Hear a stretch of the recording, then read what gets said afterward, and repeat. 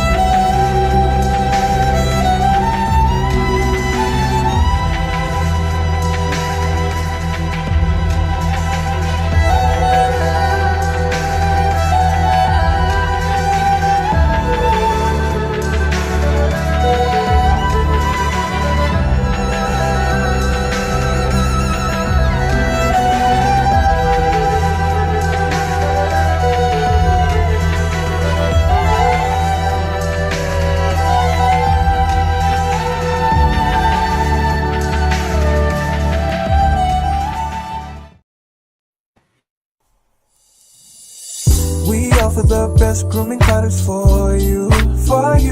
Yes, all natural and handcrafted too.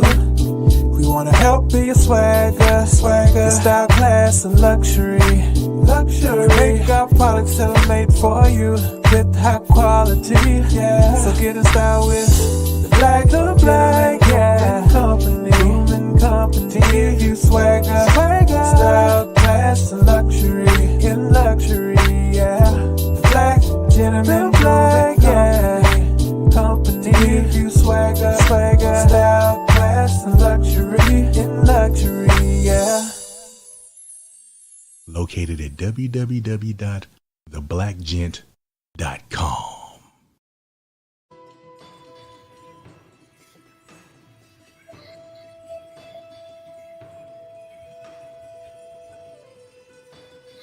Yo.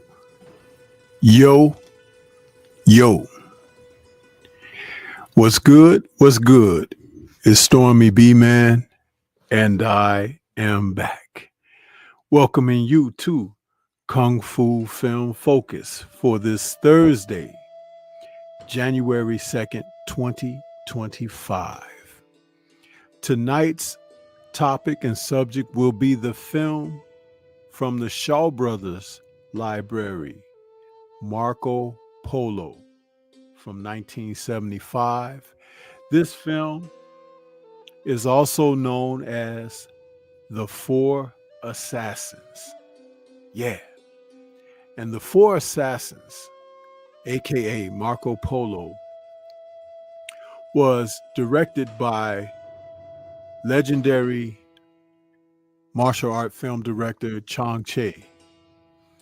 And he had a series of films that he did between 1974 to 1978, where he tried to retell historical moments from China's history.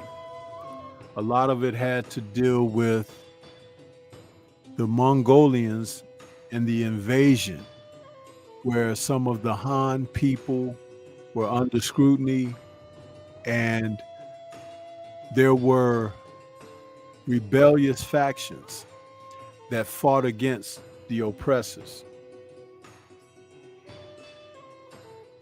Marco Polo is a story that tells two stories within one film. One is the explorer and adventurer Marco Polo. In this film, he's played by Richard Harrison, a famous actor from the 60s throughout the 70s. And believe it or not, he played in several Shaw Brothers films. But in this film, he does play the adventurer, and his explorations during the dynasty that saw martial artists and kung fu be squashed. It was like they didn't want people learning martial arts. This film stars Alexander Fuxing, Chi Kwa Chung, Bruce Tong Yim Chan, and Philip Kwok Chang Fong. All four of these men are veterans from the era that you are familiar with when you see their faces.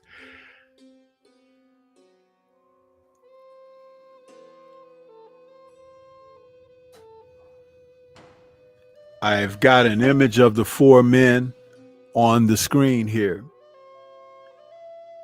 Fuxing is on the far left, Chi Kwa Chung is in the back, Bruce Tong is on the right, and at the center at the bottom is Philip Kwok. These men in this film are the four assassins that the film's title speak of.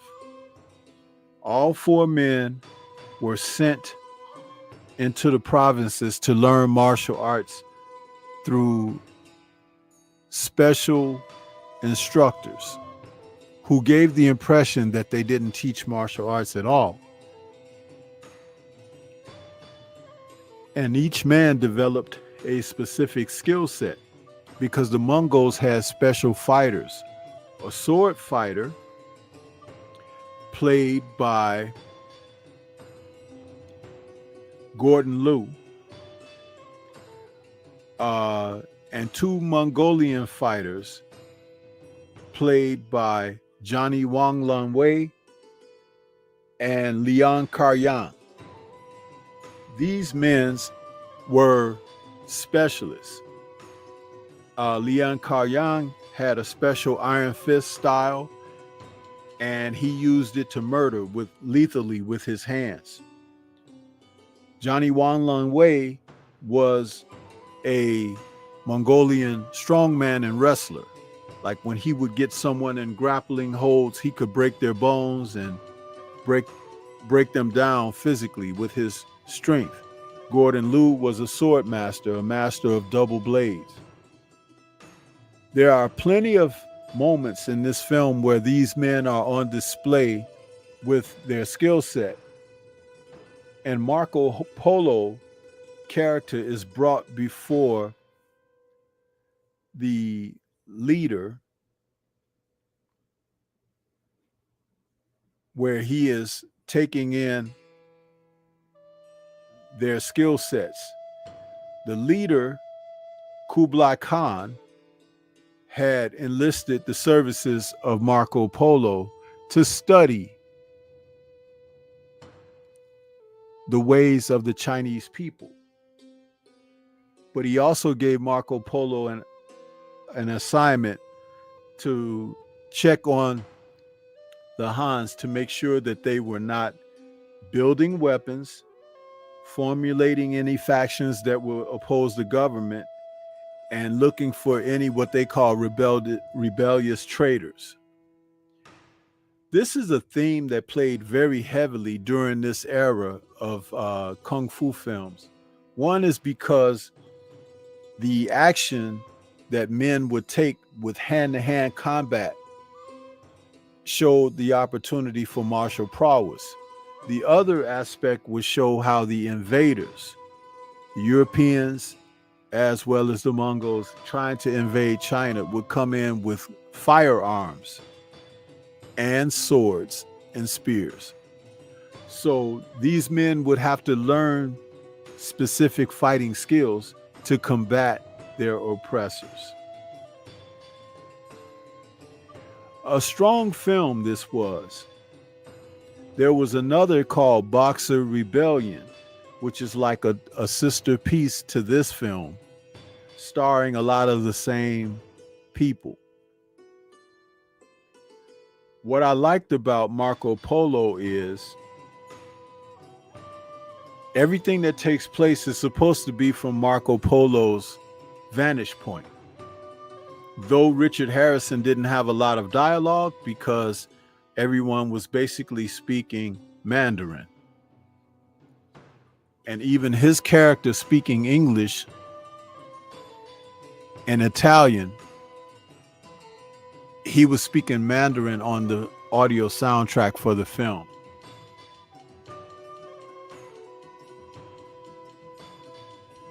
I want to take a quick moment and go to the chat and then acknowledge some of the people we got in the chat. Universal Truth is out there. What's going on with you, Universal Truth? See you out there. Shogun 76, the real Shogun of Harlem, is in the building. Saying salute to the sensei in the chat. Happy New Year. Same to you, brother. Eric Jordan is back with us, saying, Stormy B-Man, salute sensei. And Rashid Rourke is in the building saying, peace, my brother Stormy B-Man. He says, was this originally called The Four Assassins? I've already answered that question. Shogun says, this was one of those films I could never keep. Why is that, Shogun? Brooklyn Born is back saying, salute. I have not watched this one, but it's on my list now. Rashid Rourke says, very good movie at Brooklyn Born. If you've seen this film already, that's a good thing. It is a classic. And it has a story and plot line. It really does. Marco Polo was a Venetian trader in the 13th and 14th century and was one of the first Westerners to trade with China. He dictated his memoirs of his trips to the then unknown East while in a prison cell after being captured in the Venetian-Genoan War. His book, which is called The Travels of Marco Polo, is in English, one of the first sensational successes for the printed word. He has also supposedly met the Mongol warlord Kublai Khan, who's a grandson of Genghis Khan. And it's this meeting that serves as the basis for this film. Marco Polo, the film, is not a historical drama. It's an opportunity, as I said, to tell the story of martial prowess of these men. Yeah. I have something that I took from an online description of this film. It's rated 3 out of 4 stars by this particular author. As I get to that in one moment. I was supposed to be joined this evening by a guest who kind of stood me up. Those kind of things happen. So I'm taking my time because I had planned to do this with someone assisting. So I have to pull up my extra additional screens with information. So forgive me for my little bit of pausing here.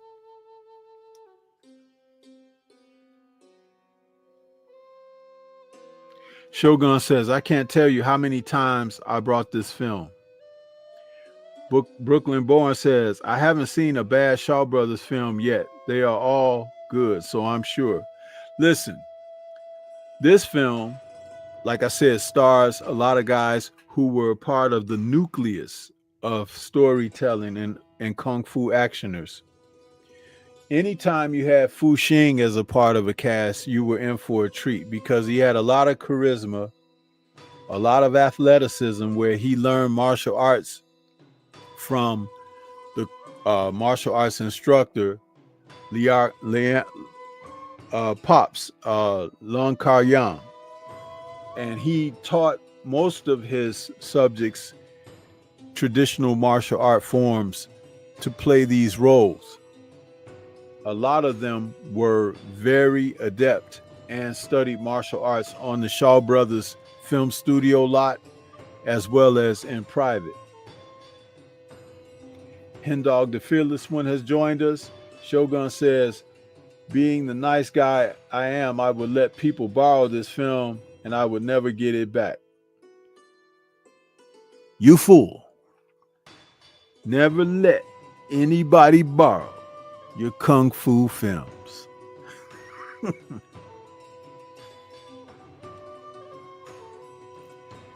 I expect you would be the only one to come here.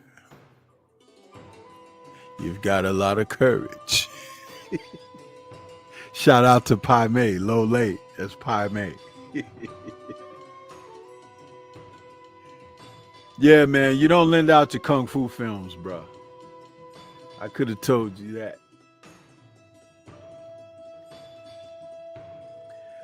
This article in piece written on the film says it's fair to assume that a film titled Marco Polo would be centered around Marco Polo the trader, who became a trusted advisor to Kublai Khan, the Mughal leader who completed the conquest of the Song dynasty and established the Yuan dynasty. In Changche's film, though, Polo is merely a small component. He is at the heart of the plot, but he honestly doesn't do much more than glare at some people now and then. This really bothered me, and I spent a good portion of the movie trying to understand why the film might be titled after a character who does so little. I eventually came to a conclusion, which I'll get around to, but it's one that will require a second viewing to fully appreciate. At this juncture, I'd call it an uncharacteristically weak film for Changche, which is to say that I liked it a lot instead of flat out loving it. Upon returning from a 3-year mission, Marco Polo presents a report of his travels to Kublai Khan. Meanwhile, a pair of Chinese rebels make their way into the court and attempt to assassinate Khan. One is killed, and the other, Zhu Jimen, played by Carter Wong, manages to escape. Since he is injured and cannot move too quickly, Khan asks Marco Polo and his 3 personal bodyguards, played by Gordon Low, Lau Kar-yang, and Johnny Wang Lung Wei, to kill Zhu and his allies when he reaches his home. This proves to be a bit harder than anticipated, as Zhu's 4 sworn brothers, Fu Xing, Chi Kwa-chung, Bruce Tong, and Philip Kwok, escape and began harsh training to improve their martial skills. You see, these guys, they lived like warriors, right? And they practiced their martial arts. They did a lot of training in this film, and the training was harsh. Philip Kwok trained where he learned to leap with great ability and agility. Bruce Tong learned to utilize his physical brute strength of being a natural strongman, but he learned to develop his inner chi and power and strength, which led him to almost feats of supernatural ability. Chi Kwa-chung studied a golden bell technique, which is where it makes your skin hard so that you can be impervious to blades and swords. But all of that had a weak spot that could be detected, and that would make him vulnerable. And Fu Xing practiced a style that gave him sort of a iron fist or iron palm style, similar to what Lo Lei used in 5 Fingers of Death, but without the hoked up effects of that film. All four of these men who developed their skill sets to like almost supernatural feats, they are known as the four assassins that the film title speaks of. One moment while I pause to acknowledge brother Eric Jordan with a Cash App donation. We appreciate you, Eric Jordan. He says, just a second here, let me pick it up. He says, for the phenomenal content, Sensei. Thank you so much, Eric Jordan. We appreciate you, my brother. We appreciate you supporting the channel. Yeah. Let's see here.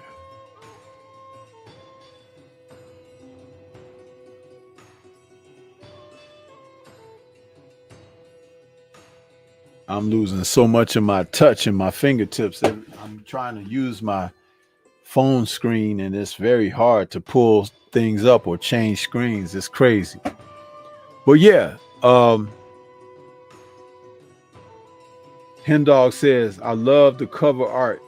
Yeah, this is the original poster art for the film, and at the bottom of the screen, you can see Lian Karyang, Gordon Liu, Richard Harrison, Shi Zhu, Chikwa Chung, and Fu Xing.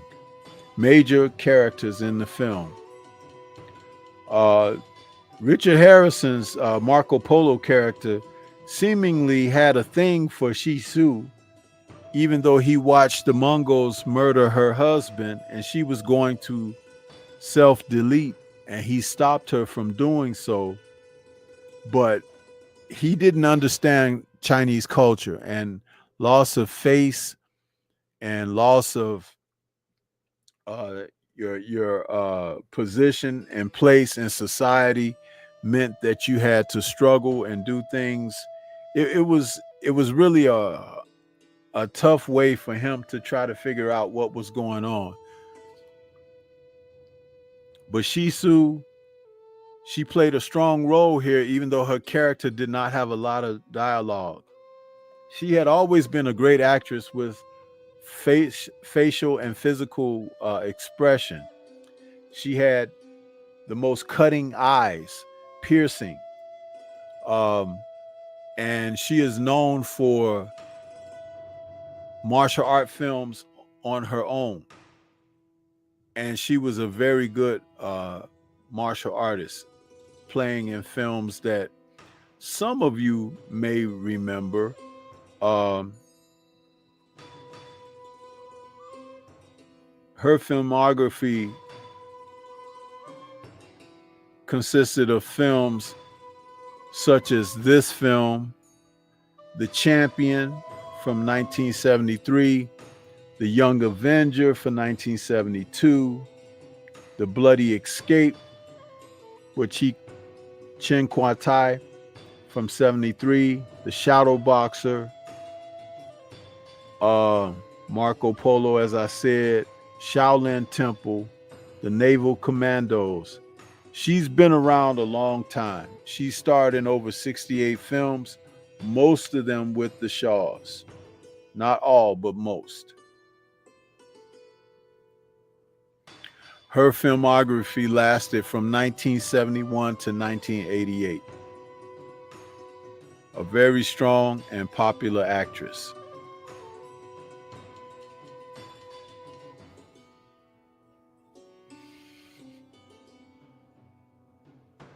Michael Ray II is in the building. What's happening with you, Michael Ray? Good to see you.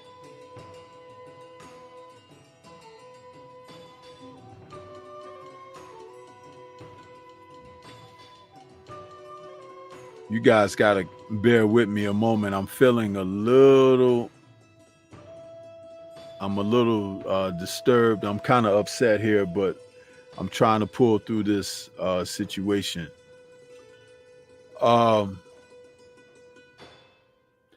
Where was I? Oh. Getting back to the review of this film, the training sequences are exceptionally fun and unique, as only Kung Fu training sequences can be. I don't like spoiling these type of things, so I'll just say that the bulk of Marco Polo is made up of some awesome training that is sure to entertain fans of the genre. In terms of Chang-Chi's output, though, it feels a little bit too derivative of him to simply make another movie based on the basic training framework that popped up in both Shaolin martial arts and Five Shaolin Masters. It's a cliche that all kung fu movies are similarly structured, but this really isn't the case with Chang's films up to this point. Shaolin martial arts and Five Shaolin Masters and Marco Polo are all unique beasts within their own strengths and weaknesses that stretch well beyond their established framework. It's just that the specific, unique quality of Marco Polo did not present itself until the days following the film, when I had time to think it over and write this review. Since Chang-Chi is not one to simply repeat himself artistically, I knew there had to be an underlying message that he was attempting to convey in titling the film Marco Polo. The focus is put square onto that character, but the actual film is anything but. On the surface, it's another survival story about the resilience of the Chinese people in the face of occupation and oppression.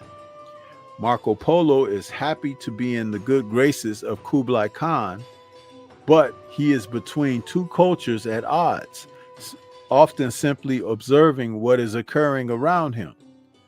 Through these observations, he eventually develops an understanding of the Chinese people. He is an interloper, interfering in matters where he is ignorant of the full story. His position in the tale begs the audience to ask questions like, why is this movie titled Marco Polo? This guy, what does he do? He most just glares at people and stands there.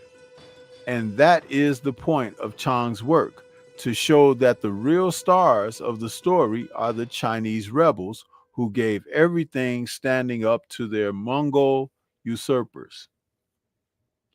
The validity of Polo's tale, specifically his importance in the court of Kublai Khan, is something that historians doubt and treat with skepticism. I have my own doubts, and based on this film, so did Chang-Chi. Instead of the self-assured, world-traveling merchant, Chang presents Marco Polo as nearly a silent bystander. Polo's name resonates through history because of his own written account of his journeys, but in Chinese texts of the era, he is not mentioned once.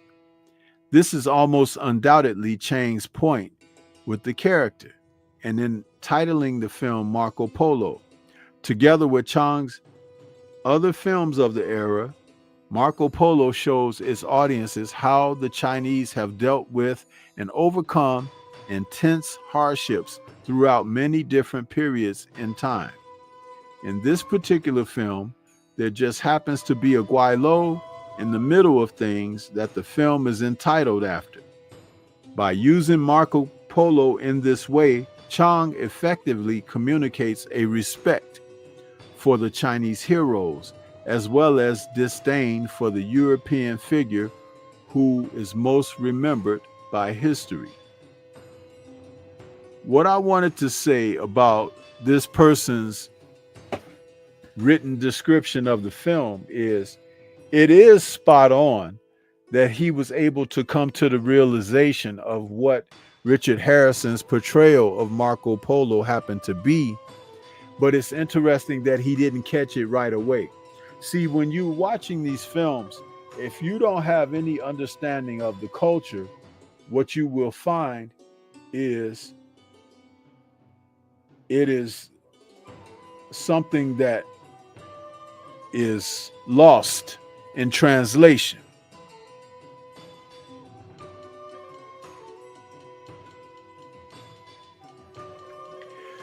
There are people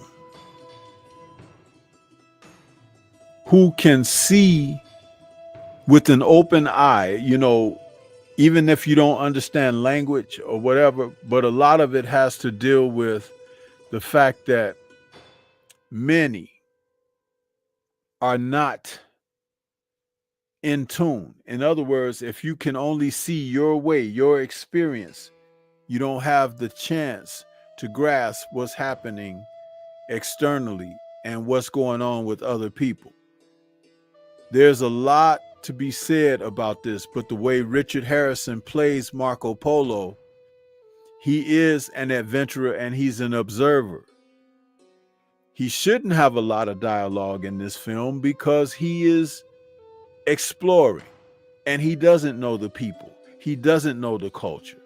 He just knows that he's been assigned by Kublai Khan. And so he's just kind of venturing out and following orders and being an observer, which is why he was able to write history in his own text from his point of view, because he didn't experience a lot, but he witnessed a lot. So that's what that's all about there.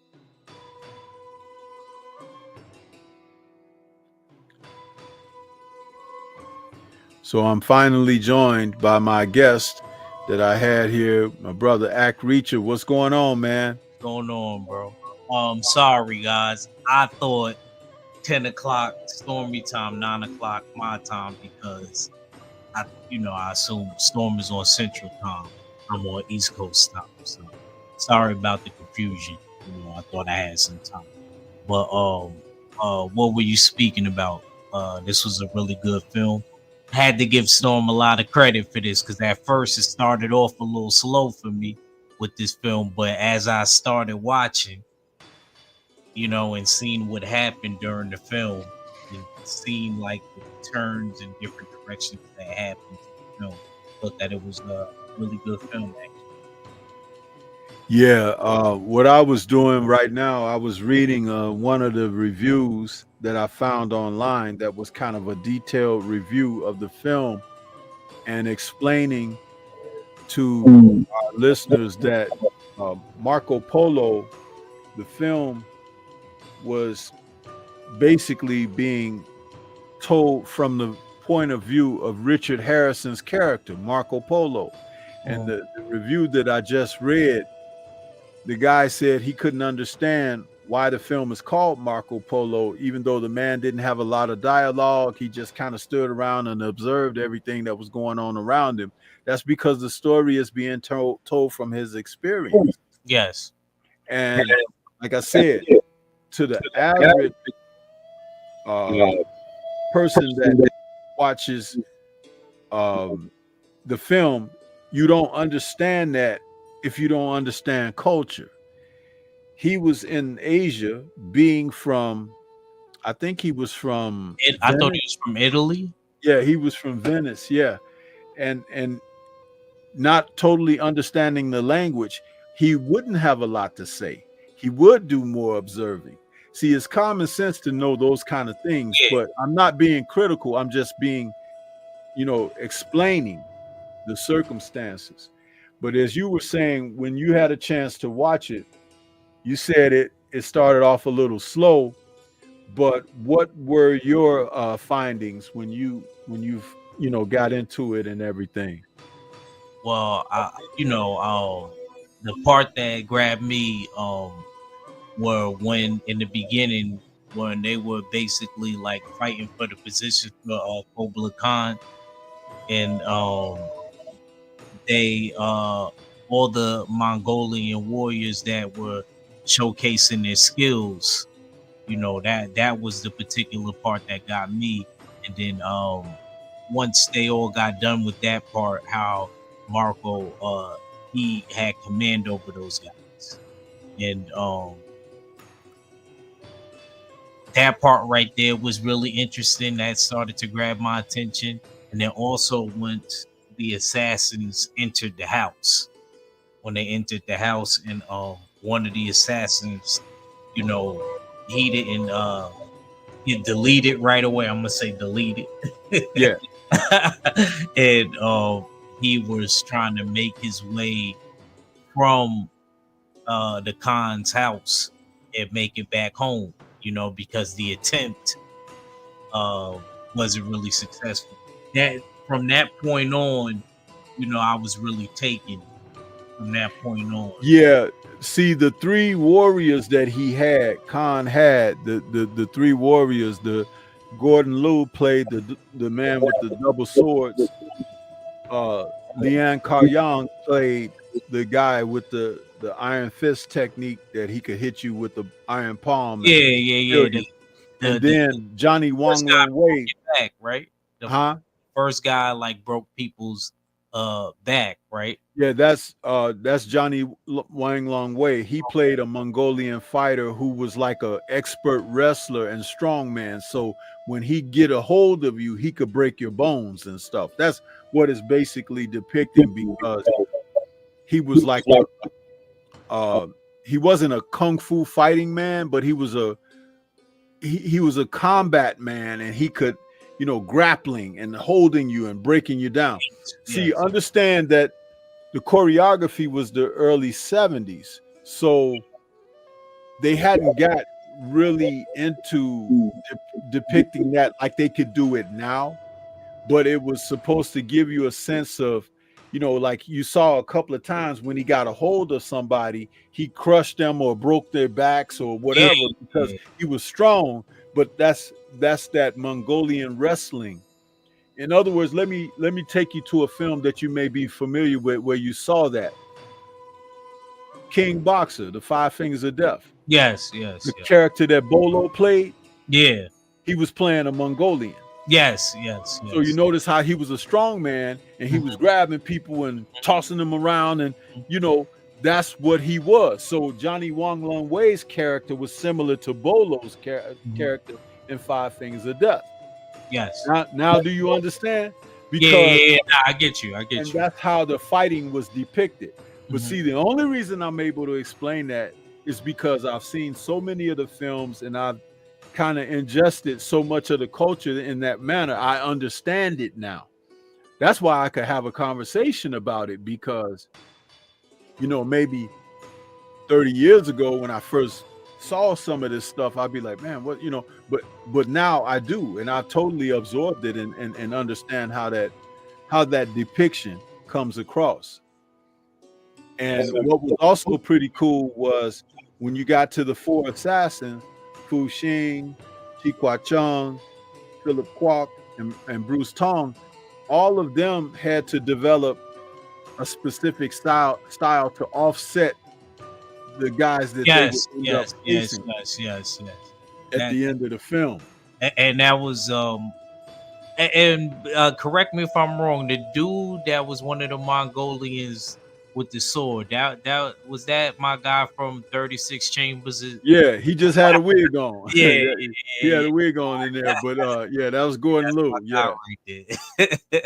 Yeah. Oh, but what I like too was when Khan had them facing off against each other to see how good they actually were, and he ended up having to stop them so they didn't kill each other.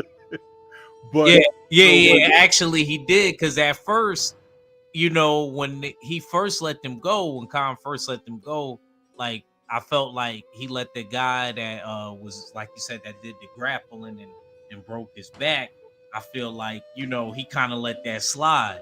And then I guess he's seen the other guy's worth, and he didn't want them, he wanted them to take each other out. He look at it like allies. Yeah. What did you think about the training sequences when the guy went?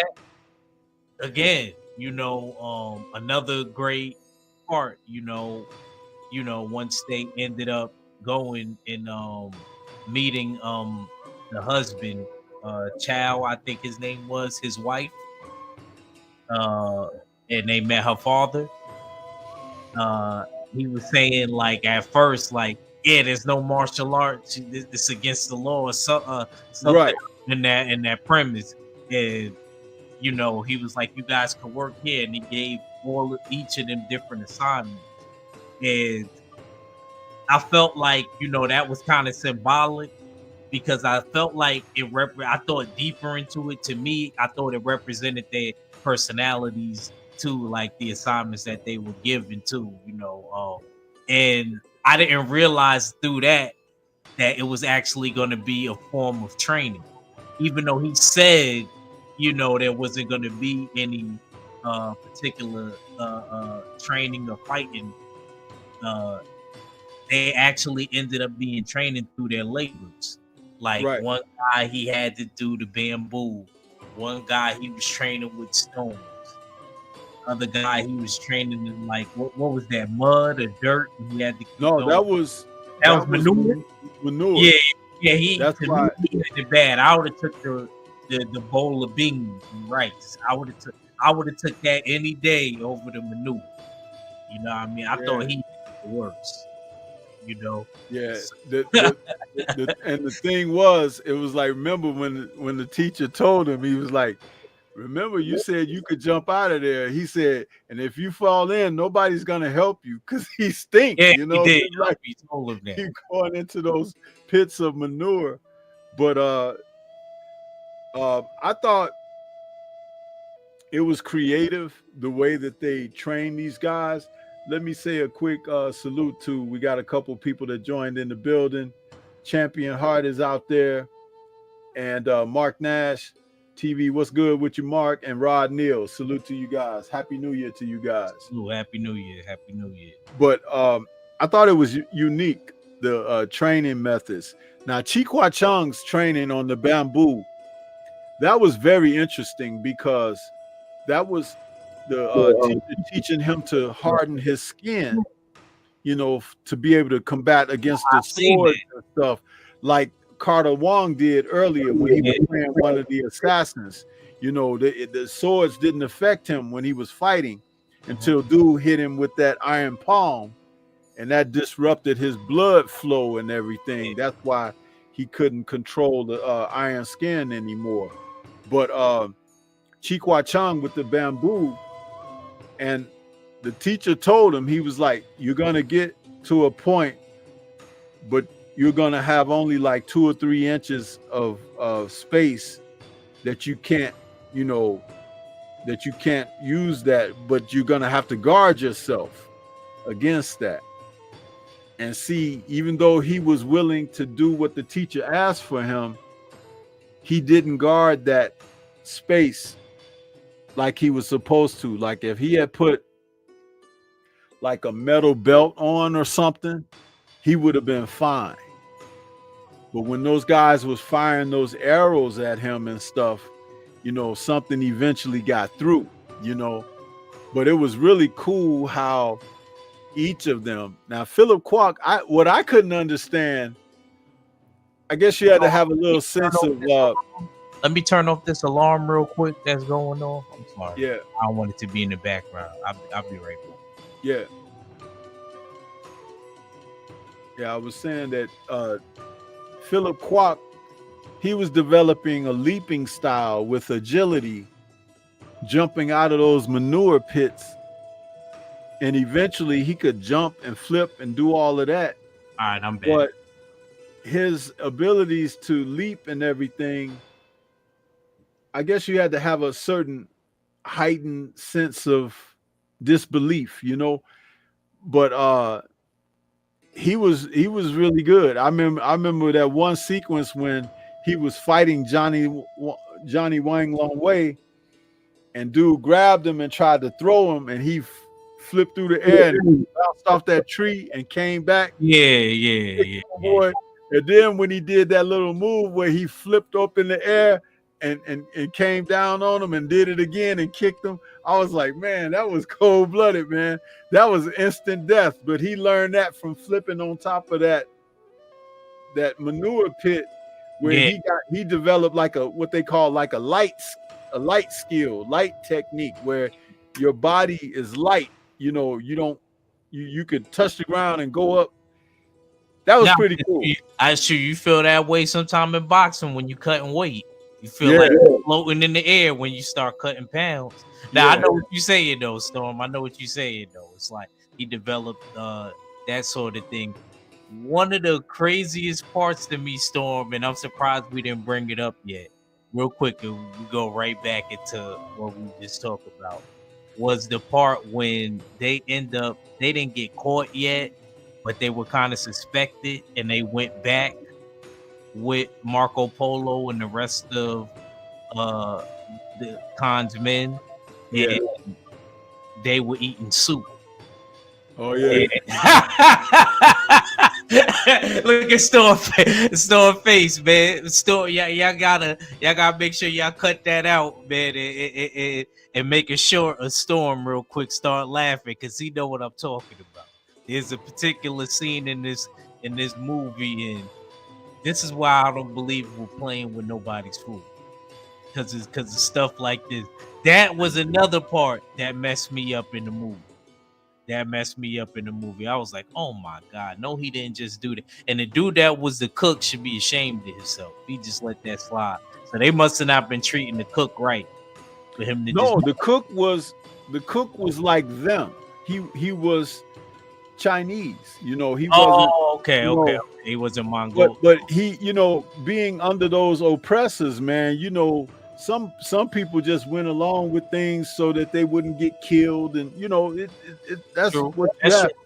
But he liked that those 4 warriors was like, screw these guys, you know what I mean? And that's why he kind of laughed about it and everything, because he was like, at least somebody is standing up to these dudes, Because then remember, they went in there to save old boy's wife, Yeah. They were like, I think that's Zhu's wife. That's Zhu's wife. Yeah. Fu Xing was like, we gotta rescue her. It's like, and then they was like, okay, let's go. And then they just start fighting. But again, the film is about the spirit of the Chinese people in lieu of the oppressors. That in this case, it was the Mongols, led by Kublai Khan's people and his army. Now they said that Kublai Khan, and this I had talked about this shortly before you joined.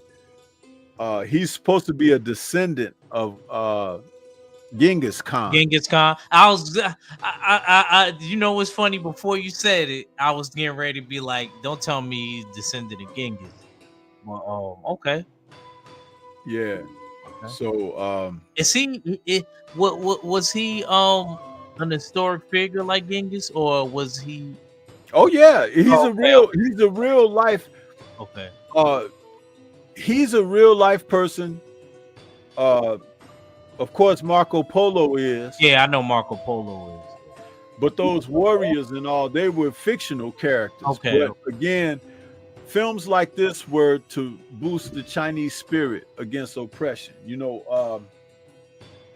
One thing about the history of the Chinese is that they always had people trying to invade.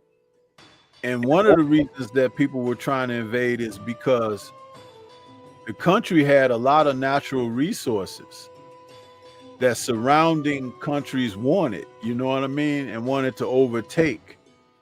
That's why I'm just gonna say it. Like, you look at the Chinese nation today and its leaders, that's why they're so like gung-ho about fighting anybody, or even the US or whatever, because they've dealt with centuries of people trying to rule over them, and it's a form of just fighting back against your oppressor. But I thought that this film was pretty good, and it was definitely what I would say Bruce Lee used to refer to films being motion pictures. Okay. And when he referred to them as motion pictures, he says, so when you talk about it being motion pictures, you have to keep the dialogue down to a minimum. And of course, he's talking about action films. Yeah. So I thought that this movie did a great job of making you think about what you're watching and not just talking you through it or whatever. Yeah, You yeah, have to figure certain things out. That's just like when Zhao's wife, her dad was telling Marco Polo and you know the armies. He's like, we don't practice martial arts here. We don't, you know, that's forbidden against the government. But he was a scholar too. He was smart, you know. So how they had people working throughout the province when you come onto his estate, it kind of looks like, oh, it's nothing really going on here, but it was something going on. But you had to be a scholar to figure that out. Like Marco Polo, when he walking through there, he didn't see anything that was out of the ordinary. yeah. He was like, well, you know, when he did walk, remember what he said, Storm? He was like, "Where are your women?" You know, and then he explained why there weren't women around. You know, even though, you know, of course, his daughter was hidden at the time, Right. and you know, he was looking for those 4 guys, and you seen that Zoe's wife, father, he was like, yo, that like Marco Polo, he's a smart guy, you know, I gotta watch him. And Marco thought the same about him when he got back, and he said, I'll be back in about 2 months, without letting them know. I'm gonna sneak in there to see, you know, if I find something out of the ordinary. You know, that was another interesting part to me right there. You know, just really wise, Zoe's wife's father. You know, he was a really smart dude.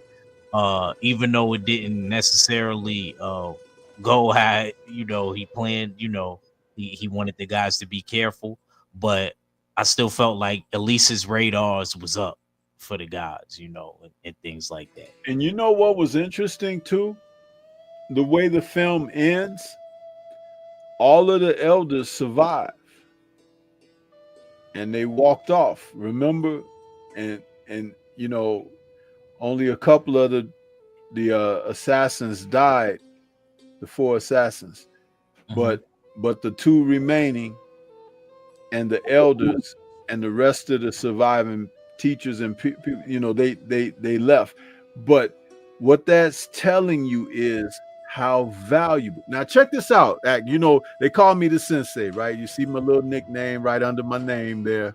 Yes, sir. They call me the sensei. You know, I know. No, I know. I'm gonna break it down. Check it out.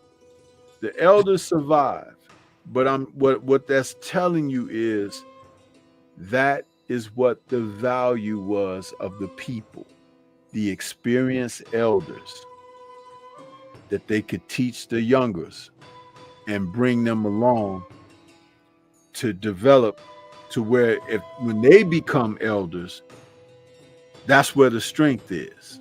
Do you understand what I'm saying? Yeah, I know exactly what you're saying. Because like we're talking about Zoo's wife, her dad, and then you talk about the old teacher that was outside the manure pit, the old man that was in the mill that had Fuxing grinding on the mill with his hands. He kept spitting all the time, and Fuxing was making fun of him spitting all the time. But the old man, they had something of value to offer. And see, that again is it's a message within a message, but you don't get it if you don't understand it. If your mind isn't open to the message. No, I definitely get what you're saying. Not a message that just bangs you over the head either. Yeah. It's subtle. You gotta, yeah. It's kind of like what I asked you, the 5 fingers when we did the review. And I thought you had a great answer to what I asked you. I said, why would they delete his old master like that? It didn't make any sense. And you was like, he said, yeah. Then you was like, yeah, that didn't make any sense to you, right? Like, why get rid of him? But you was like, you see, they produced dudes like him. You know, and they were scared of that, and you know, it made sense because he was still training like the younger kids. He was like that boxing trainer that rather than train the pros, he was good with the amateurs, and it's like that. Even in Right. my, like you got certain trainers that they just work with the kids. They don't deal with the politics of the adults. It's easier that way for them. And then you got the guys that's vice versa, that like to train the adults and, you know, let the kids get trained by the trainers that train the kids. So yeah, I definitely get what you're saying here with And that. then also what comes into play is your character. Because if your character and resolve is great or strong, then that instructor, that mentor, that teacher can teach you something specific that is supposedly just for you. It could be something born of what he has to offer, but it could be specific for you so that you will have something to perfect and have as you cultivate and grow through life. You'll have that to pass on to someone else at some point in time. But what makes for the transition is for someone to have a strong, sturdy foundation and resolve. That's why Lolay's character, the teacher, when he saw that the lead student and a couple of other people always messing with Lolay's character, but he could see that he had strong resolve and principles. So he taught him the 5 fingers of death technique. Yes. He told him, he said, you was smart. Yeah, you're bound to go far. Yeah. Yeah. He told them straight up. Cause he, you know, he did test them as soon as he got there. Yeah, He tested. definitely did. He definitely did. Because he was the new guy coming. That's always hard. Yeah. You know, you coming somewhere and being the new guy and you don't really know nobody. Probably knew like one person. Yeah, because he told me, I'll let you work in the kitchen. Yeah. Because you can't join my classes. Yeah, he's like, you wasn't good enough to join this class, you know.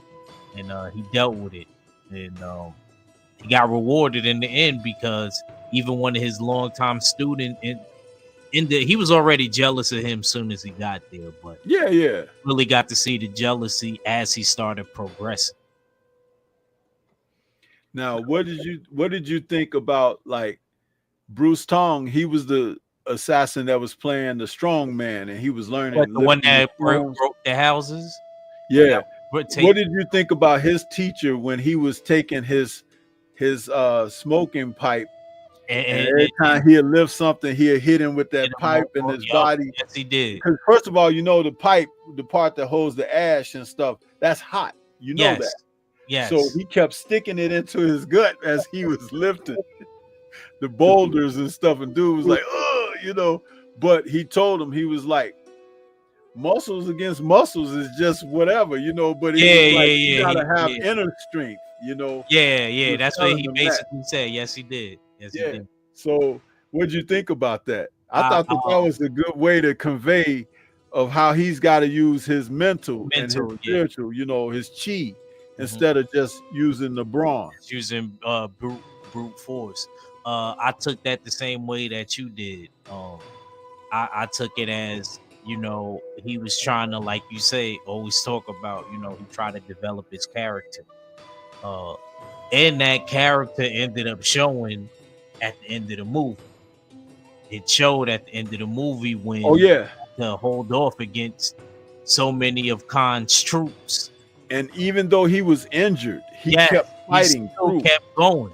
Yep. You know? So like you said, it wasn't just a physical thing. It dealt with you psychologically, eternally, you know. And he was actually not only strong, like we're talking about physically, but he was strong psychologically also, because to be able to deal with that, he was near the brink of being deleted, and he was still able to hold on and still tear down. You see, he kind of had like a Samson moment against the Philistine. Yeah. And not to get biblical, I'm not really biblical man. I grew up in the church. My mom was a big church lady, so that's why I could relate that to that. And you see how he tore those pillars down, and he took, just like how Samson did, Philistines with him. He took the Mongolians down with him, his last attempt to try to hold the fort down. Right. And that part right there, Storm, That was a good part. I really like that part. That actually, that part was actually the sad part. You know how sometimes you'll be watching a movie and it's Yeah, action filled, and then you'll get hit with a certain point of the movie where it makes you feel another way. That was right. one of those things that made me feel away because I thought they were gonna get their revenge and everybody was gonna ride into the sunset, but it didn't work that way. And it was realistic, and I wasn't mad that the movie spent off that way. You Yeah. know, And what was really good about that as well is I had a conversation earlier. I was with the brother Clarence McLean talking boxing, and I talked about uh, David and Goliath.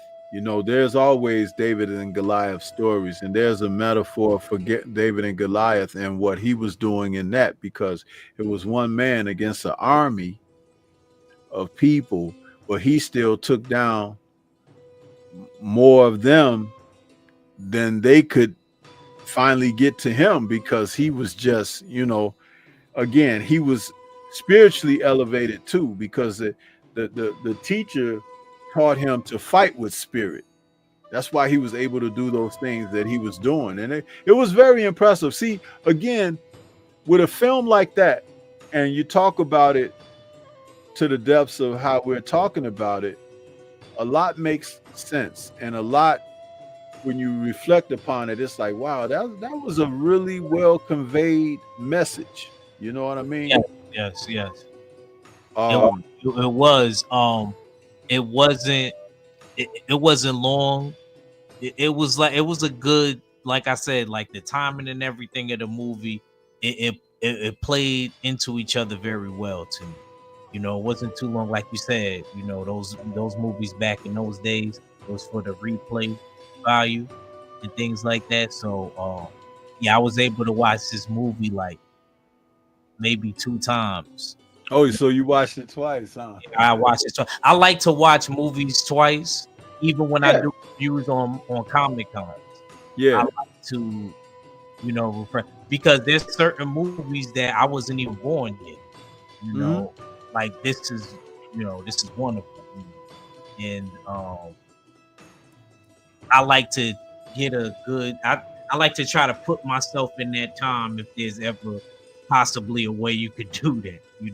I try to, as I watch the movies, like, yo, this is like based in this period, and you know, I watched it twice. It was definitely worth me watching it twice. Uh, Another part that I like was the very end. Also, he was another person that had to deal with pain too, because you see, after he took care of business, that wasn't the end. You seen the army came after him, and he had to deal with his own threshold of pain, sort of like the dude that was able to break houses down and the stone down. It seemed like the arrows couldn't penetrate him only up until he got to like near that waistline area where they fired it, which was crazy to me. I was thinking in my mind, Stormy, the whole time, like, how did they know to hit him right there? No, they didn't really. They were Yeah, firing, just trying and things. the arrows were like not affecting. They were bouncing off of him or whatever. And then the guy just aimed lower. He just happened to aim lower, and it nailed him. And then they was like, oh. And next thing you know, they all started shooting toward that same region, and that's how they was able to get to him. But I like this film. I remember the first time I saw it, I wasn't as knowledgeable about the culture as I am now, but I was impressed with how they fought back against their oppressors with like they used the best of what they had against to counter it was about countering. And it's like when we talk about boxing, we talk about that as well in the sport of boxing. We need to see fighters make adjustments. Yeah. Because if you're going along at the same pace, you might be having success or you may not. But you have to be able to adjust to at least offset the other person, you know? And this is what they did. Like when Fuxing was fighting Liang Kaliang with that iron fist, he didn't break out with his at first. Remember, Yeah, he was just fighting him.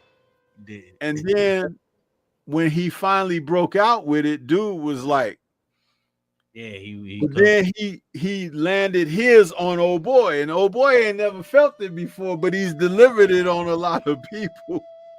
And he was like, oh, what the hell? You know, he didn't like that. And you know, you saying that, like, people have encounters for things like that. When they ended up swaying Marco Polo to go over to their side, you know, to see things their way. Shout out to the master. Shout out to Zoo's wife's dad. Yeah. You know, he had talked to him once he got found out, and he was like, what would you do if you were in this situation? He said, I fight back. So that should have answered. It shouldn't have been no more conversation right there, because you admitted what they're trying to do. And then he said, if something happens to us, then the next generation will fight. And then if they don't make it, the generation after that will fight. I thought that right there was a very powerful part in the movie. I really like that part also, you know. And he was also distraught by what happened to Zoo's wife, because remember what she did to herself. She deleted herself, and that's how the conversation ended up being. Because Marco tried to stop her. He tried to stop her, and she wasn't happy ever since her husband had left. And he was like, "Oh, you're her father. You could have stopped her." He was like, "No, that's her wish. That's, you know, if she wants to keep her chastity and, you know, wants to go on with her husband, that I will let her do that. That's what she wants to do." How did you feel about that part, Storm? Well, because I understand their culture like that, I understood it was exactly what you just said, and I had no problem with that. But remember, we're talking about Marco Polo. He didn't know the culture. Yeah, that was his culture. Yeah. That's like me. That's like me being over there. I would have been like, like. So I agree with you. I agree. That's just like, you know, a loss of face can make somebody want to delete themselves.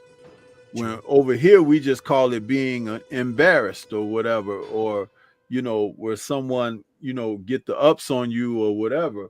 But no, he didn't understand that aspect, because on one hand you're watching these warriors fight to the death and they believe in that, but then the women being married to a warrior is like, why would she kill herself? She could still be around and find another man. But that's not what that's about.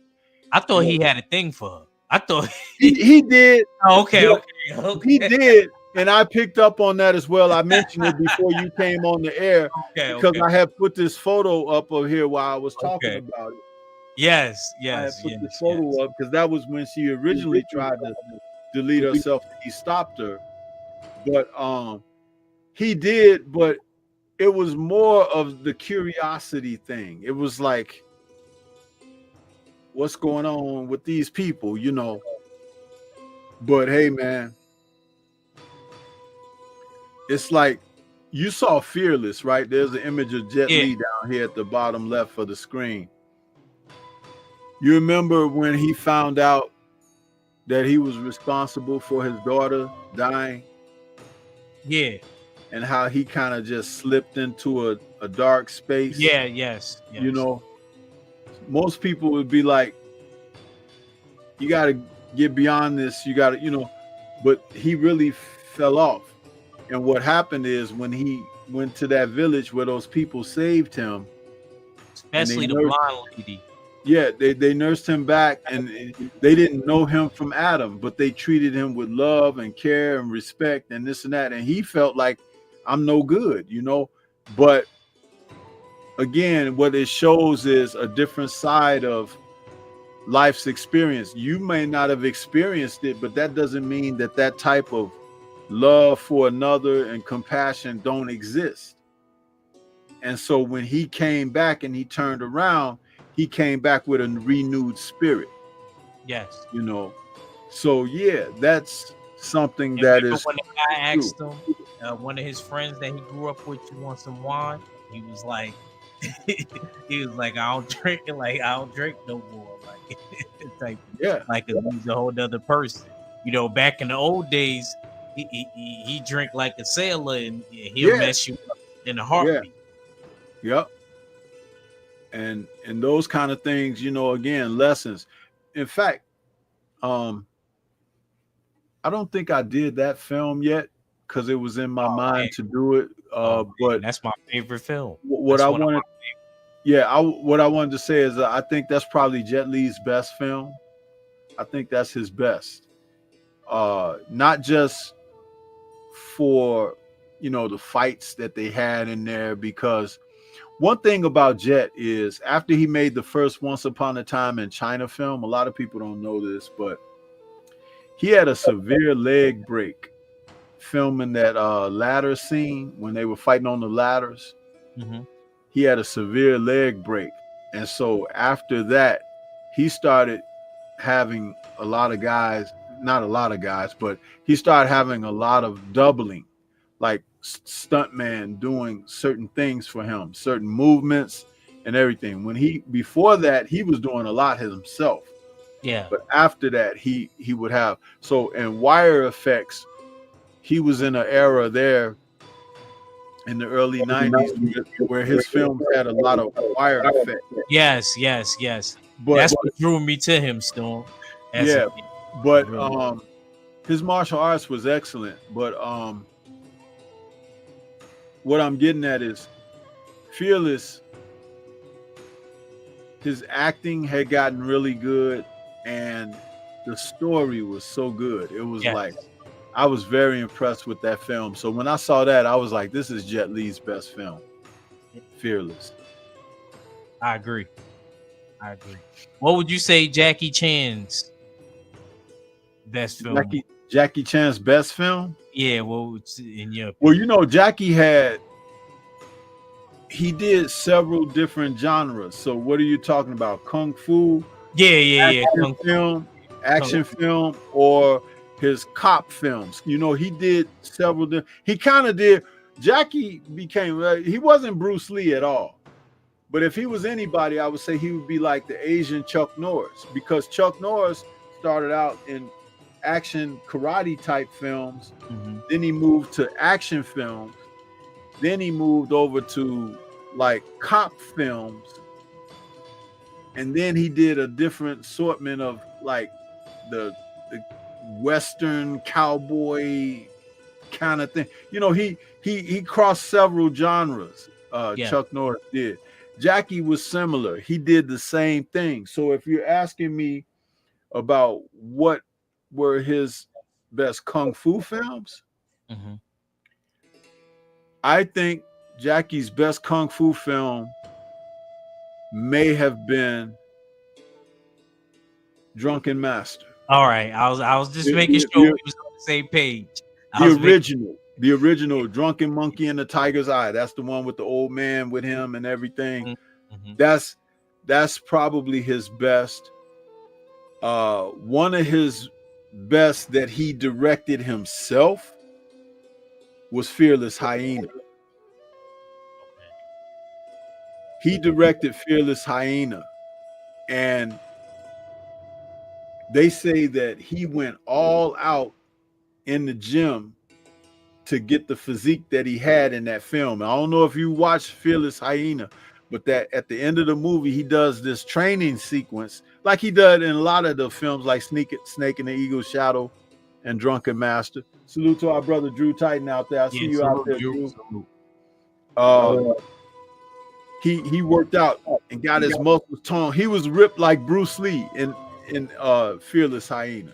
All right, I'm gonna look for it. It doesn't have another name because you know these films. No, that's you know, it. Fearless Hyena. Okay.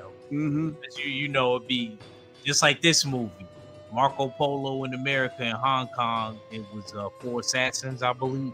Yeah, but Fearless. In fact, this picture of Jackie at the bottom of the screen here, that's from Fearless Hyena. Okay. Yeah. Yep. So yeah, man. But There's this other movie on Amazon with him in it. It's called I think it's called Dragon Fist.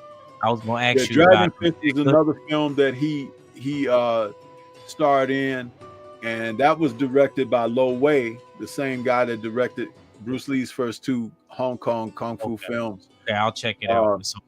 And that was one of that was before he did Drunken Master or Snake in the Eagle's Shadow. And Lo Wei was trying to get him to act like a serious fighter like Bruce Lee, because that was, I think, Dragon Fist was made in 1976. I did a review on that one.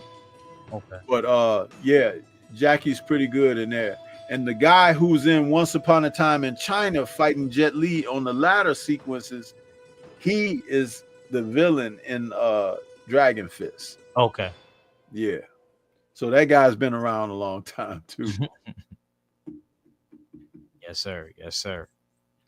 But overall, what would you say, your thoughts about Marco Polo, the Four Assassins? Because I know you said it started out slow for you, but you ended up. Yeah, it did.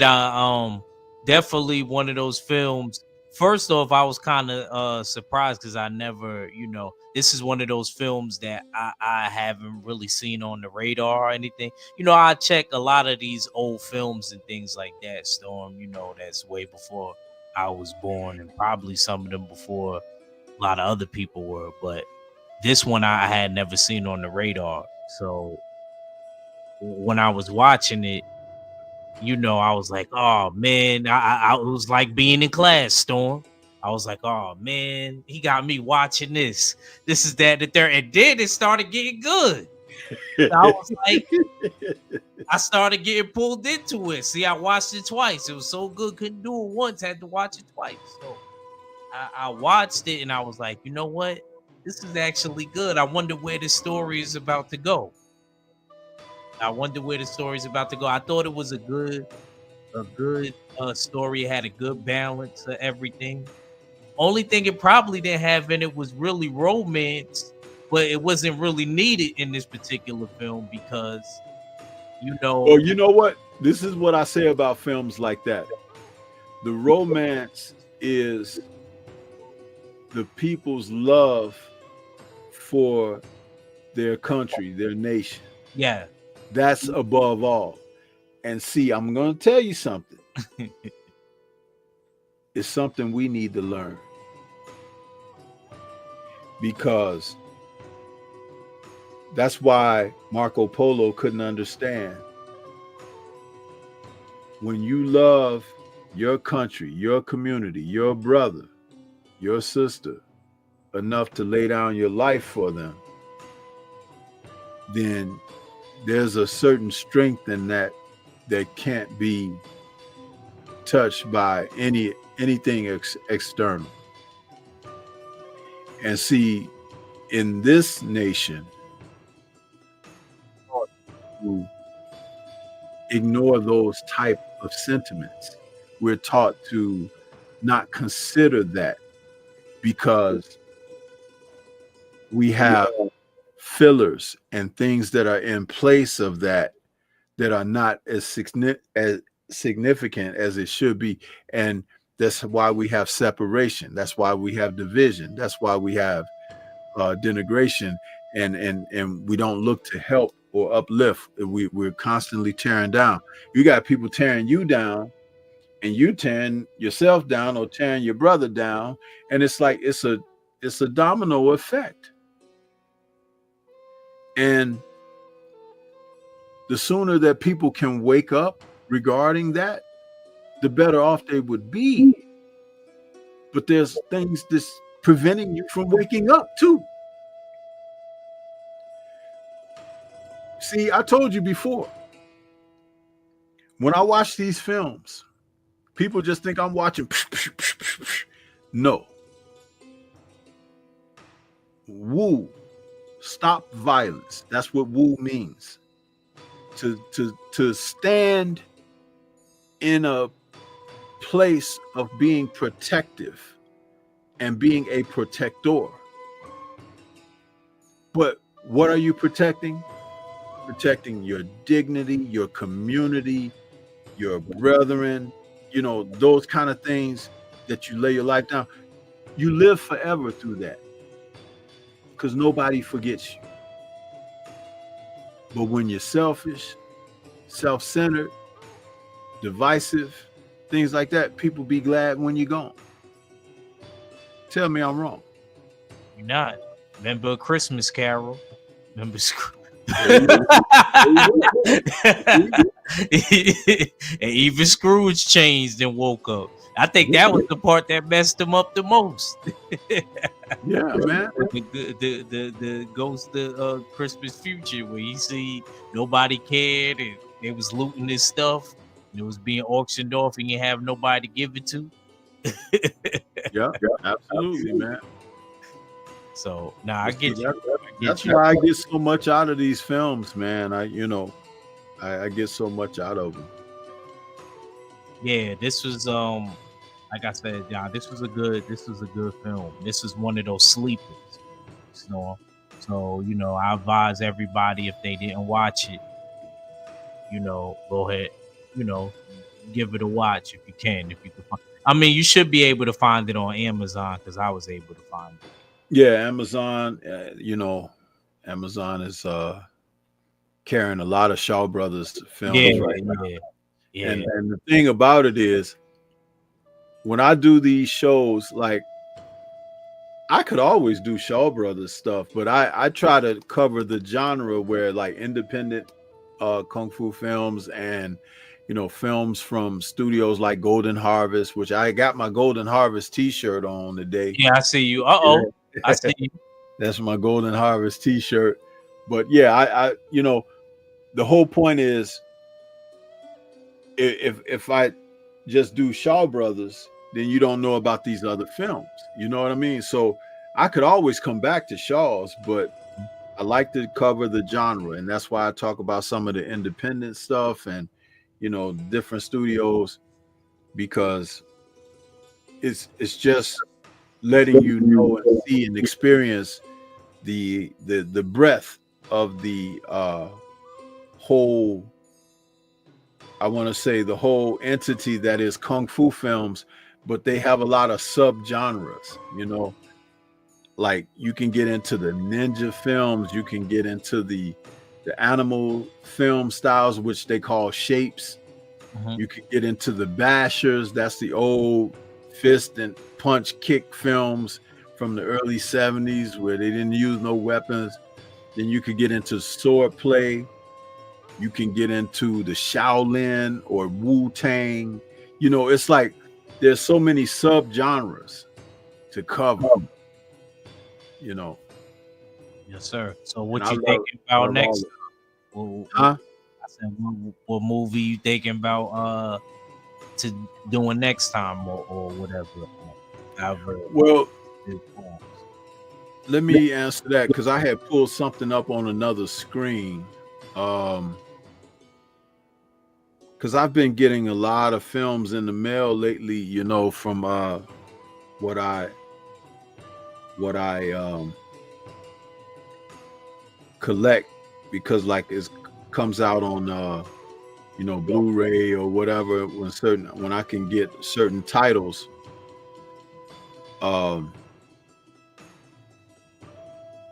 There is a film that I would like to cover that's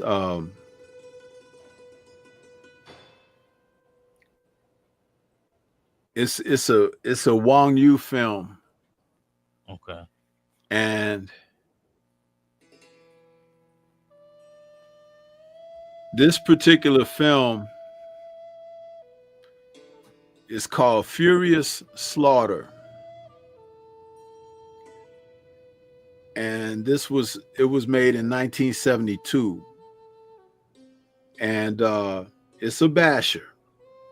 Jimmy Wong Yu is playing a real life character, but they fictionalized his story.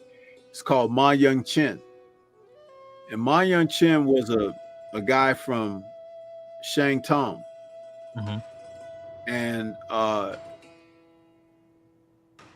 he comes to this town where these gangsters are running everything, brothels and gambling houses and stuff, and he recognizes that they're all bad guys, and they kidnap a couple of girls to try to put them and force them to work at. So he looks to try to save the girls, but then he finds out how evil these guys are, and he decides he wants to wipe them out. And so the story goes from there, and then they end up. It was the rumor of the story of Ma Young Chin was that he was killed by an axe wielding gang. They they chopped him up with axes.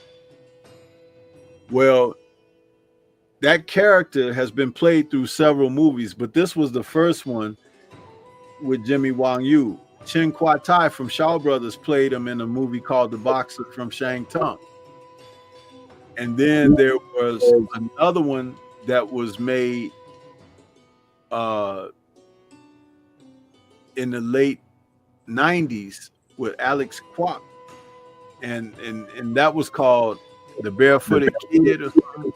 So it's like there's been that character, Ma Young Chin, has, his story has gone on, but I've been like so much 70s stuff. I think it's gonna be hard for me to transition to the 90s now. So y'all have me on the 70s diet right now. but you know what though? There was something called the martial art film boom in the 70s from like 1972 through 1976. Yeah, you were telling me that when we covered Mao Tse-tung and Richard Nixon opened up commerce between the U.S. and China, and that's when they imported a lot of films from over there to here. They imported films, they imported clothing and artwork and food and stuff like that, because America was kind of, didn't deal with China like that. But those films, they took off because they were crazy. It's like, you see people jumping 20 feet in the air and stuff. It's like they were doing stuff that we didn't see that kind of stuff. Mm-hmm. And when you talk about fight films, you see Kirk Douglas or John Wayne winding up, throwing those barroom brawl punches and stuff. But these guys were kicking and stuff.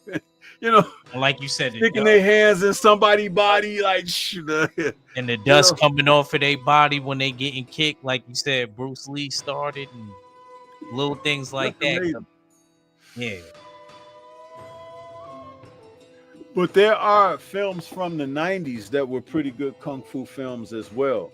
Like Donnie Yen, when he started making movies, he's got one called New Fist of Fury, or it's not new, The New Big Boss.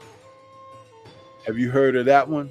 I don't think it's from the 90s. Okay, I'm gonna give that to you as a no. I'm gonna give it to you as a referral. Okay. I want you to look it up and check it out. Okay. It's called The New Big Boss. Okay. Donnie Yen. This is before he blew up. Okay. But it's a pretty good film where he plays a gangster that has a personal assistant, right? Like his sidekick or whatever. And they're interviewing this other guy, but the personal assistant is telling the guy the story of the gangster with Donnie Yen. So it's going back to his younger days and showing him. I think it's on Prime. I think that might. I think I might It have. might be, yeah. Because I But could have it's called sworn I've the seen that. New Big Boss, It's okay. I'm gonna and check. it's good. And I'ma listen, check it the out. fighting that he's doing in there, they have these guys that are fighting out in the province and stuff. It's like they're using machetes, man. Oh, Yeah, so they got some West Indian in them now. dude, it is. That film is something else. That was the first film of Donnie Yen's that I saw. The New Big Boss, and it's pretty darn good, man. And they fighting fast too. They, because you know Donnie is fast, Mm-hmm. so his choreography and everything is fast. It's on point, man. Fast camera work and everything. Very good film. Check that out if you can track it down. If it's not on Amazon, you still should be able to pull it up. Yeah. The New Big Boss with Donnie Yen. Okay. I'll look for it. I Pretty think darn good. that's the next one I'll watch. I'll catch that one. I'll catch that. And like I said, that was made in the 90s. So you can check that out. It's very good, very action-packed. And they doing some stuff in there that, you know, for its time, it was innovative choreography for its time. Yes, sir. But if you know, I told you, there's so many, man. Yeah. I mean, I can go back to the 70s, I can go through the 80s, I can go through the 90s, and I kind of slowed down in the 2000s because it's just that, you know, It's a couple in the 2000s. It's a couple. Yeah, it's a couple. Tiger. I'm a nostalgia guy. You know, it's like once I realized that they do stuff just for sensationalism or whatever, that I don't take to that too cool. Like when Donnie Yen ended up doing the original Ip Man movie, I love that. Yeah. Because what they did was they took it back to kind of traditional stuff because they telling Ip Man story because it's setting a different setting, like in the 40s and 50s or whatever. But what I loved about the film, you know, because Donnie Yen's his idol is Bruce Lee. Yes. And he's always let that be known. But that first Ip Man film, he did a fight scene in that film that rivals Bruce Lee's fight scene from Fist of Fury when he went into the Japanese dojo and beat up the Japanese.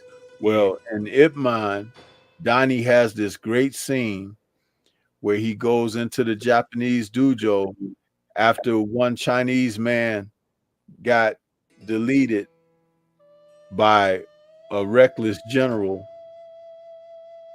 and he told them he wanted to avenge that man that got deleted because it was one of his kung fu brothers. Yeah. I remember what part you. And he told them because they was like, you could fight a Japanese black belt for a bag of rice because they were poor, you know, and it was like, and the general was just watching them.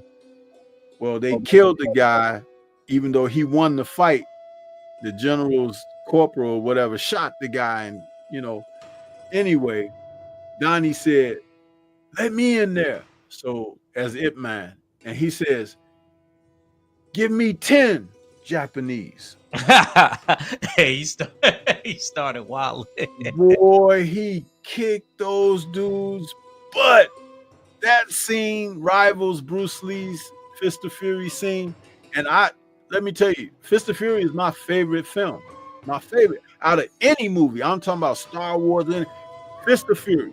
If I always said if I was on the desert island and could just watch one movie, it would be that movie. You know why? I'm going to tell you. That film was made in the heart of the Kung Fu movie craze. And Bruce Lee, it was him in that element, but he wasn't like everybody else. And it stands out to this day because when you watch films from that era, even Five Fingers of Death, which I consider that a companion piece to Fist of Fury because they were made the same year and everything. And had similar popularity. But Bruce's film, the way he fought, the way he behaved and carried himself in that film, he was Chinese, but he wasn't like the rest of them. And the way he fought wasn't like the rest of how everybody else fought. And there was just something different about it. And plus he had charisma too. So it was like, man, this dude is bad, you know? So that's my take. But when I saw Donnie Yen in that scene in Ip Man, he was tearing them dudes up, bro. He was like separating their arms and their legs, and he was just doing stuff. And it was Wing Chun, you know, Wing Chun was Ip Man's style. And he was just doing all of that, man. And Donnie had to learn that style to fight in that film, using it, because his mom. What style was he in that? Yeah, you told me. I remember that. You said his mom was his mom is a martial artist, and she taught him from a young boy. And then when he got of age, like he got to be a teenager, she sent him to China and the Shaolin Temple. So he was over there for a while, and then he was studying in China and stuff. And then Yuan Wu Ping, the famous director and choreographer, discovered him and put him in some movies early on. Like he was in a movie called Circus Kids, and that was in the late 80s. But Donnie, his mom is a supreme martial artist, and she started him out from when he was a little boy. So, but in Ip Man, he had to learn Wing Chun to play the master Ip Man. So he just was outstanding in that movie. But that one scene where he's taking on those Japanese black belts, man, he is smoking those dudes, bro. Yeah, he did favorite thing in all those films. And it not only is the action good, you know, even the story, you know, behind it. Remember when he starts finding out that he has a ailment? Yeah, his son, how his son was acting towards him, and his son had to stay, I believe, with his brother for a while. Yeah, and then he was like, "Yo," put him on the phone. Then he finally tells his son what's going on with him, and then his son kind of feels bad and tries to make atonement for everything that he did, because you know his father is, you know, and stuff like that happened, you know, in real life. That was like a real life situation, you know. So yeah, man. That's a good. Yeah, I'm pretty sure y'all all seen the Ip Man movies. It's just like I didn't like how they started. Like after the second one, the second one was pretty good too, but then they started going a little for the sensationalism. Like there was one, I think the third one, where Mike Tyson was in it or something, and it was like, okay, now y'all doing. Explain to the people, Storm. What you mean by that? Just in case, I know what you're talking about, but explain to them, just in case if some people don't know what you mean by them throwing sensationalism in like, well, it's like, you know, he was a famed grandmaster of Wing Chun, and he was very judicious in how he taught. He didn't teach non-Chinese. He was very a man of real strong principles and beliefs in certain things, but they turned him into a character for film's sake, for cinematic sake, and they started doing things like they in one of the films they had him fighting Mike Tyson, you know. Yeah, I remember that. I mean, Ip Man never fought nobody like Mike Tyson in real life or whatever, you know. It's just crazy, you know. And then they turned him into, you know, and they made him a folk hero, you know what I mean? Yeah. Like that kind of person. He was just a man who taught martial arts. He loved to smoke his cigarettes, and you know, he was just, you know, he was a person, but they turned it. That's kind of like what they did with Wong Fei Hung. You know, Wong Fei Hung was a real martial arts teacher and a medicine man and everything, but they turned him into a folk hero and doing all this. That's like the Once Upon a Time in China films with Jet Li playing Wong Fei Hung. It's like when you see all that sensationalism that he's doing in there, it's like, you know, one thing. And there's a line in Ip Man 2 where the guy, I forget his name. Did you ever see a film called The Story of Ricky O? It's a Chinese film based on a manga. No, I don't think You'll probably like it if you see it, but you might want to write that down. The Story of Ricky O. And like that, Ricky O. Yeah, Ricky and O. Oh, okay. Yeah, and it's based on a Chinese manga, right? But the guy that stars in that film, he was in Ip Man 2. And he was the one going from town to town, fighting the guys and beating them up. And there's a scene in there where he says, after he beat up a couple of the Chinese dudes, he was like, I thought everybody in this town was Wong Fei Hong. Oh, shoot. And I was cracking up laughing because you have to understand the legend of Wong Fei Hong. It's like, you know, he's from Fushan, right? So it's like, it's supposed to be like a place where great kung fu comes from there or whatever. It's like this dude going through the town beating up all these people. He said, I thought everybody here was Wong Fei Hong. After he kicked all their butts. But then he run across the Ip Man who kicked his butt, you know. But that's the second film. But it's just funny if you know what that's supposed to be. Yeah. It's hilarious. That's like, you know, we say we're watching boxing, right? And you tell a guy like, you know, he's a puncher, he can knock people out and stuff, and the guy gets in there and whoops his butt and say, I thought you was Mike Tyson. You know what I'm saying? It's like that's the equivalent of saying something like that. I get you. Yes, sir. Yeah, so let's go ahead and get ready to wrap things up, man. You know, I kept it going a little bit because I know you came in a little late, but I don't want to hold you too long. No. It's cool. You know, I wanted to make up for that. I like I said, I thought, you know, you on Central Time, right, bro? Yeah, I'm an hour behind you.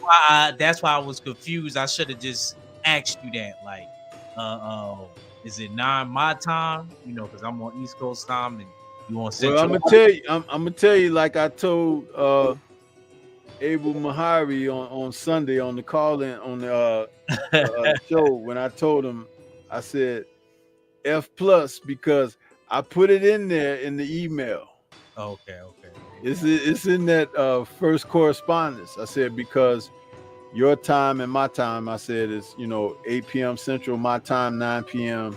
your time. Yeah, so it's in there. My apology. One thing about me, and y'all gonna learn this either before I die or after I'm dead and gone.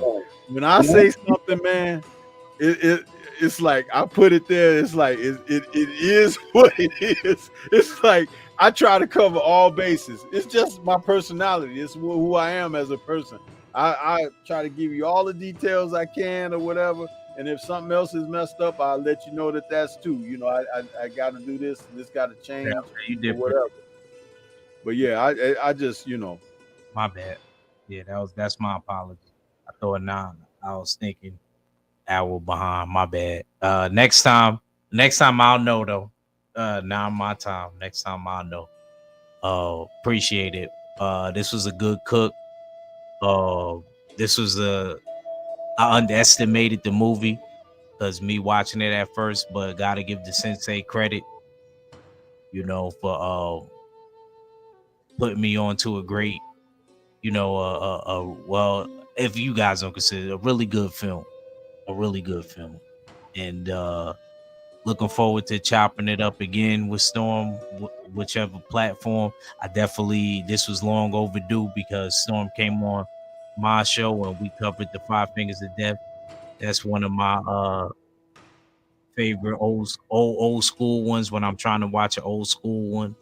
And yeah, hopefully there's many more to come, man. And yeah, I catch you guys on the next one. If I'm not on the panel, you know, I'll be in the chat supporting. And Happy New Year. Same to you, brother. Same to you. Happy New Year. Thank you for coming in and helping out with this great classic here. And just know that there's a Shaw Brothers box set that this came out on, and it's called Horrible History. You can get it on Amazon. And I got my copy off of Amazon. It's called Horrible History, the films of 4 films of Chang Che, the director. It's got this film on it, The Pirate, Boxers Rebellion, and the what is it called? What's the other one? Dang, I forget the name of the other film. Pirate, and there's one other film on there on that set. It's 2-disc set with 4 films, and the 4 Riders. The 4 Riders is the other film on there. All of them are great films. From 1972 to 1976 are those films made. So yeah, great stuff. Well, yeah, thank you so much, Ack, for coming out and doing this show with me. Yes, sir. No problem. I'm sharing it now. I ain't want to be on my phone while I was talking to you, but I'll leave it for the people that missed it. Yeah. Salute to Tay Tay. I see you out there, Tay Tay. I know you came in a little early, I think, too. But yeah, we're just wrapping this up. And if you guys coming in late, please go back and catch us from the beginning, because it's a great cook on a film that's a classic from the Shaw Brothers library. Right now, I gotta play a little bit for my sponsor on here. It's my brother, the Focus Ball. You know, when I do my shows, I always try to show love and support. Ack, do you guys have a commercial for your Usual Suspects? Yeah, we have probably the commercial, but you know what? Let me talk to you about that in the background with that. Okay. Because there's only one thing about that, because there would have been a commercial that I would like you to share, but I want to talk to you about that in the back. It's if you care or not. But yeah, man, salute to everybody and stuff like that. I'll stay when you can stay on. I'm gonna do my ads right now real quick. This is my man, the Focus Ball.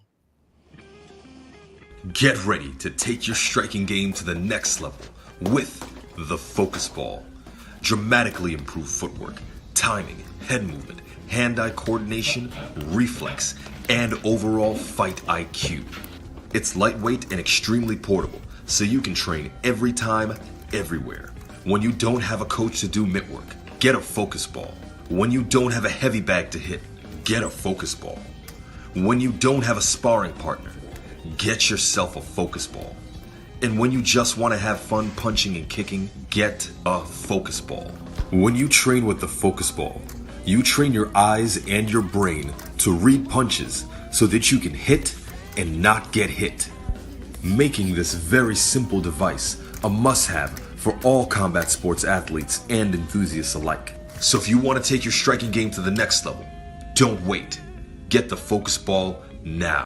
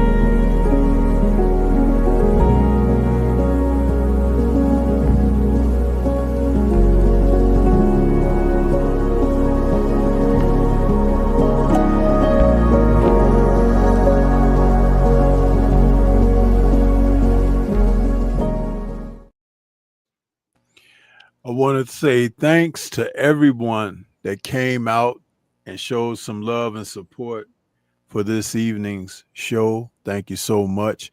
Appreciate my brother Ack Reacher coming out, joining us to talk about this Shaw Brothers classic, Marco Polo from 1975. Yeah. And we will be back in the near future for another Kung Fu film focus. And I want to say shout out to the mighty LDBC. We will catch you guys on the next one. Peace to everybody. Enjoy the rest of your week, and we'll catch you on the next one.